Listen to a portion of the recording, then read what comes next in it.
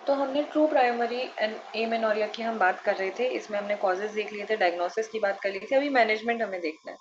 तो देखो मैनेजमेंट में क्या रहता है, इफ क्रोमोसोमल एबनॉर्मेलिटी, अगर कोई क्रोमोसोमल एबनॉर्मेलिटी है तो इसका कोई क्योर नहीं होता, राइट। कॉलमैन सिंड्रोम है, तो कॉलमैन सिंड्रोम क्या होता है, इसमें एक जेनेटिक डिसऑर्डर होता है, इसमें जो बॉडी होती है वो सेक्स हॉर्मोन्स को इनफ अमाउंट में प्रोड्यूस नहीं कर पाती है, तो इसे कॉलमैन सिंड्रोम बोला जाता है। इसमें हम साइक्लिकल ईस्ट्रोजन चला सकते हैं और प्रोजेस्टेरॉन, मैंने बताया था कभी भी हम ईस्ट्रोजन सिंगल नहीं चलाते हैं, उसके साथ में प्रोजेस्टेरॉन चलाते हैं, गोनाडोट्रोपिन चलाया जा सकता है। ठीक, अगर प्रोलैक्टिनोमा है, ठीक है, प्रोलैक्टिनोमा की कंडीशन है, तो क्या करना है, तो देखो डोपामीन एगोनिस्ट, तो मैंने बताया था जो डोपामीन होता है, डोपामीन ये एंटागोनिस्ट होता है प्रोलैक्टिन के। ठीक, अगर हम डोपामीन बढ़ाएंगे प्रोलैक्टिन कम होगा, प्रोलैक्टिनोमा है, ठीक है, वहां पे एडिनोमा बन गया, ग्लैंड का क्या बन गया है, ट्यूमर बन गया है। तो इस कंडीशन में क्या है, प्रोलैक्टिन ज्यादा रिलीज हो रहा है, तो अगर हम डोपामिन एगोनिस्ट देते हैं तो प्रोलैक्टिन का लेवल कम हो जाता है, जैसे कि ब्रोमक्रिप्टिन, कैबरगोलिन हम दे सकते हैं। न्यूट्रिशन इंप्रूव कर सकते हैं, एनीमिया है अगर कॉज में तो उसको ट्रीट करना है, काउंसलिंग करनी है, ओसी पिल्स से भी ट्रीटमेंट किया जाता है, अगर ट्यूमर्स है तो उनका सर्जिकल एक्सीजन किया जाता है। तो देखो यहाँ पे कैबरगोलिन दिखा रखा है, क्या टैबलेट्स, ब्रोमक्रिप्टिन दिखाए रखे हैं, तो 2.5 mg ऐसी डोज में आती है और ये 0.25 mg, तो ऐसे ये डोपामीन एगनिस्ट ड्रग रहती हैं।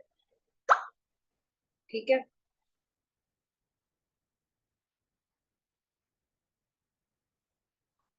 आगे आते हैं secondary amenorrhoea.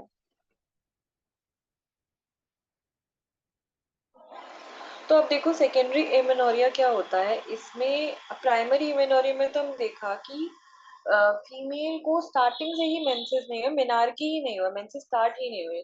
But secondary amenorrhoea में क्या होगा कि मेंसेस होते थे, लेकिन अभी एमेनोरिया का पीरियड हो गया है कि अभी मेंसेस नहीं हो रहे हैं किसी वजह से। तो देखो it is defined as absence of menstruation for 3 normal cycles और फॉर 6 मंथ्स। ठीक है, 3 नॉर्मल साइकिल्स यानी 3 नॉर्मल साइकिल्स हुई या फिर 6 नॉर्मल साइकिल्स हुई और उसके बाद एमेनोरिया हो रहा है, और more in women with previous normal menstruation pattern. ठीक है, अच्छा ये एब्सेंस बोल रहा है कि 3 नॉर्मल साइकिल्स में पीरियड्स नहीं हुए, 6 मंथ्स तक पीरियड्स नहीं हुए, और या फिर क्या हुआ कि पहले नॉर्मल प्रीवियस हिस्ट्री अगर फीमेल लेती है कि पहले नॉर्मल मेंस्ट्रुअल पैटर्न था लेकिन अभी क्या है, अभी पीरियड्स नहीं हो रहे, तो उसे क्या बोला जाता है, सेकेंडरी एमेनोरिया इसको बोला जाता है। तो इसके कॉजेस क्या हो सकते हैं, देखो कुछ फिजियोलॉजिकल कॉजेस हो सकते हैं, लाइक प्रेगनेंसी, ये फिजियोलॉजिकल है, लैक्टेशन फिजियोलॉजिकल है, मेनोपॉज ये फिजियोलॉजिकल है, ये हमने पहले भी देखा कि इस कंडीशन में फिजियोलॉजिकली एमेनोरिया देखा जाता है, नेचुरली एमेनोरिया देखा जाता है। अब कुछ पैथोलॉजिकल कॉजेज होते हैं, जैसे सर्वाइकल स्टेनोसिस का केस होता है कि सर्विक्स क्या है, सर्विक्स का पाथ नैरो हो गया है। एशरमैन सिंड्रोम, तो ये मैंने बहुत बार बता दिया है कि एशरमैन सिंड्रोम क्या होता है, तो एशरमैन सिंड्रोम में क्या होता है, यूटेराइन साइनेकी बन जाते हैं, ठीक है, एशरमैन सिंड्रोम। फिर आता है वेसिको वेजाइनल फिस्टुला, ठीक है, अगर वेसिको वेजाइनल फिस्टुला बन गया है,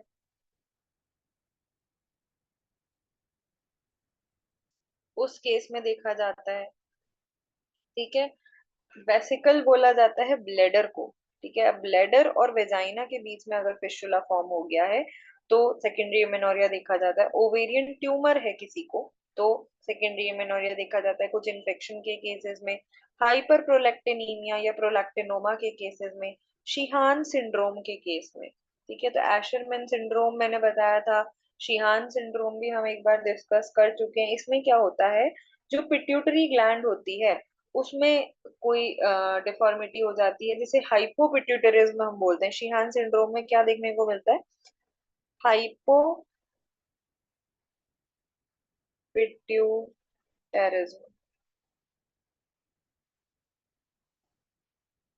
ठीक है, पिट्यूटरी जो होती है वो ढंग से काम नहीं करती है, हाइपोपिट्यूटरिज्म देखा जाता है। डिसऑर्डर्स ऑफ हाइपोथैलेमस, हाइपोथैलेमस के डिसऑर्डर देखे जाते हैं। अदर मेटाबॉलिक डिजीज, ठीक, कुछ और मेटाबॉलिक डिजीज होते हैं, तो जो हमारी H P O U access होती है ना, इसमें कहीं पर भी गड़बड़ है, हाइपोथैलेमस में गड़बड़ है, पिट्यूटरी में गड़बड़ है, ओवरीज में गड़बड़ है, यूट्रस में गड़बड़ है, तो ये सारे कॉजेज ये क्या कराते हैं, एमेनोरिया करा सकते हैं। ठीक है, तो किसी भी लेवल पे अगर गड़बड़ हो रही है। आगे चलते हैं। अब इसकी डायग्नोसिस हम कैसे करते हैं एमेनोरिया, तो सबसे पहले मैंने बताया अगर सेकेंडरी एमेनोरिया प्रेगनेंसी टेस्ट कराना है, यूपीटी, यूरिन प्रेगनेंसी टेस्ट करा दो, एचसीजी को डिटेक्ट किया जाता है उसमें, ह्यूमन कोरियोनिक गोनाडोट्रोपिन को। Serum FSH, LH, TSH, prolactin level करा सकते हैं हम। यूएसजी करा सकते हैं, सीटी, एमआरआई करा सकते हैं, all routine examination to rule out the cause, कि आखिर वो क्यों रहा है, सारे हम रूटीन एग्जामिनेशन करा सकते हैं। इसमें क्या आ सकता है, सीबीसी आ सकता है, ईएसआर मोस्ट इंपॉर्टेंट, कहीं कोई इन्फेक्शन तो नहीं है। ठीक है, ईएसआर आ सकता है, सीबीसी में सारा ब्लड काउंट वगैरह सब चीज आ जाएगी, तो ऐसे करके हम डायग्नोसिस बना सकते हैं। आगे चलते हैं ट्रीटमेंट। अब हमें सेकेंडरी एमेनोरिया का ट्रीटमेंट कैसे करना है, तो देखो पोस्ट पिल एमेनोरिया, कई बार क्या होता है, जो फीमेल होती है वो ओसी पिल्स लेती हैं।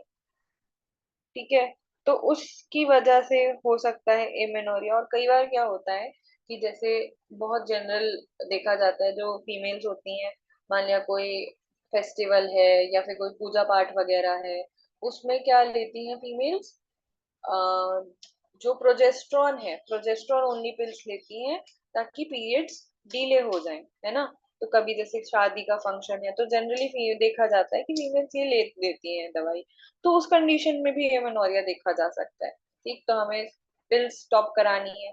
प्री मेच्योर मेनोपॉज हो गया तो हमें हार्मोन रिप्लेसमेंट थेरेपी देनी है। कॉर्टिकोस्टेरॉइड्स का यूज करा सकते हैं, डोपामिन एगोनिस्ट हमने देखा, कैबरगोलिन और ब्रोमक्रिप्टिन। डाइटरी सप्लीमेंट्स हम यूज करा सकते हैं। एंटी डिप्रेसेंट, तो मैंने एक रीजन इसका बताया था कि कुछ मेटाबॉलिक डिसऑर्डर्स हो सकते हैं, कुछ साइकियाट्रिक डिसऑर्डर्स हो सकते हैं। ठीक है, साइकियाट्रिक प्रॉब्लम्स के लिए हम एंटी डिप्रेसेंट दे सकते हैं, साइकोथेरेपी हम करा सकते हैं। तो ये रहता है ट्रीटमेंट सेकेंडरी एमेनोरिया का। अब बात करते हैं ओलिगोमेनोरिया। तो यहाँ पर हमारा एमेनोरिया कंप्लीट होता है, राइट, एमेनोरिया हमारा कंप्लीट हो गया।